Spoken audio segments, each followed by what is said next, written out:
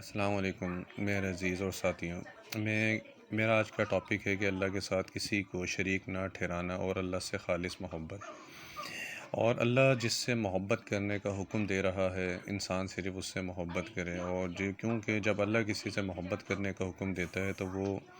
شرک نہیں کہلاتا۔ کچھ لوگ ان معاملات کو شرک والی سائڈ پہ لے جاتے ہیں، تو میں ان کے سامنے کچھ قرآن پاک کی میں آیت کا خلاصہ کرنا چاہوں گا باقاعدہ حوالہ جات کے حوالے سے، کہ اس میں جس طریقے سے سورہ بقرہ سورت نمبر 2 آیت نمبر 165، اور لوگوں میں سے بعض ایسے بھی ہیں جو اللہ کے غیروں کو اللہ کا شریک ٹھہراتے ہیں اور ان سے اللہ سے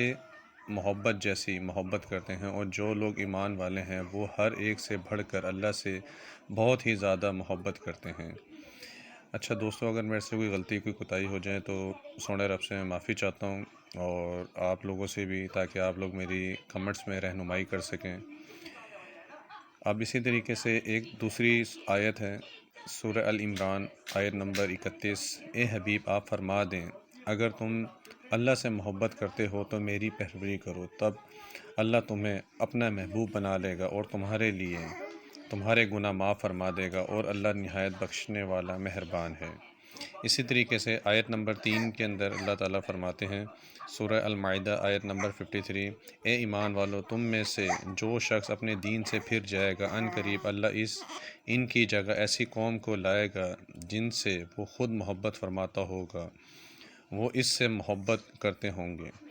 اب دیکھیں کہ قرآن پاک کی یہ آیتیں ہیں موجود ہیں جس میں اللہ تعالیٰ سے خالص محبت کا ذکر ہے۔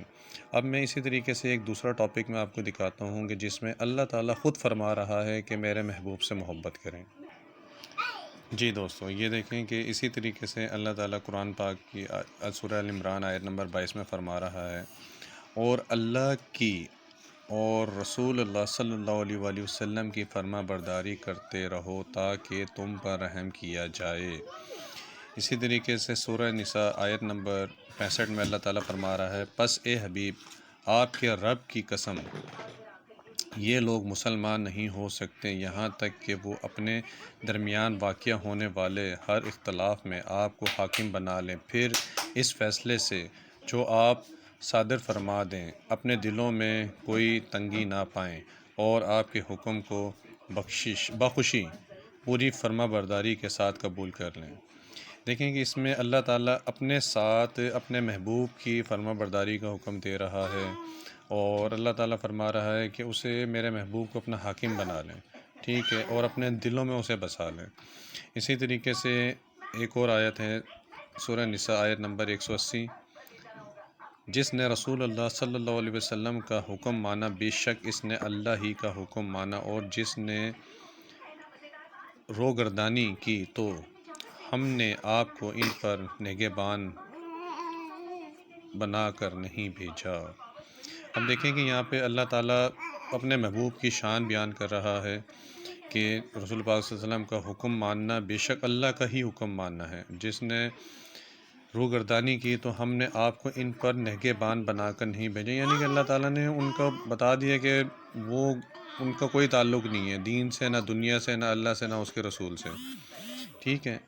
اور اسی طریقے سے سورہ توبہ میں ہے کہ اللہ تعالیٰ اور بھی، یعنی کہ بہت ساری آیتیں ہیں، تو یہ صرف چند آیتوں کا خلاصہ کرنے کا میرا مطلب یہ تھا کہ ایک جگہ پہ اللہ تعالیٰ اپنی خالص شان کے بارے میں بیان فرما رہا ہے، اور ایک طرف اپنے محبوب کی شان کو بیان فرما رہا ہے۔ تو اکثر کچھ ساتھی جب ہم آیتوں کو بیان کرتے ہیں تو دونوں آیتیں ہم نہیں بتاتے کہ جس میں ایک چیز کا ذکر ہو کہ یہ اللہ کی شان کا ذکر ہو رہا ہے اور یہاں پہ نبی کی شان کا ذکر ہو رہا ہے۔ اب کوئی نبی کی شان کا ذکر کرتا ہے فرما برداری کا تو وہ کہتے ہیں یہ شرک ہو گیا، ٹھیک ہے، جبکہ قرآن پاک خود فرما رہا ہے کہ نبی کی آپ فرما برداری کریں، نبی کا کہنا مانیں، نبی کو دلوں میں بسا لیں، نبی کا حکم مانیں، ٹھیک ہے۔ اور ایک طرف اللہ تعالیٰ فرما رہا ہے کہ میرے ساتھ کسی کو برابر کا شریک نہیں ٹھہرانا۔ اب یہ شریک ٹھہرانا نہیں ہوتا، یہ حکم ربی ہے، ٹھیک ہے، جس کا اللہ تعالیٰ نے حکم دے دیا اسے ہمیں ماننا پڑے گا، اور جب اسے ہم ماننا پڑے گا تو جو لوگ لا علم ہیں انہیں ہم لوگوں نے علم پہنچانا ہے، انہیں بتانا ہے، انہیں سمجھانا ہے، یہ ہمارا فرض ہے کہ انہیں اس چیز سے آگاہ کریں کہ یہ اللہ تعالیٰ کا حکم ہے، اور اللہ تعالیٰ کے کہنے پر ہم انہیں مانتے ہیں۔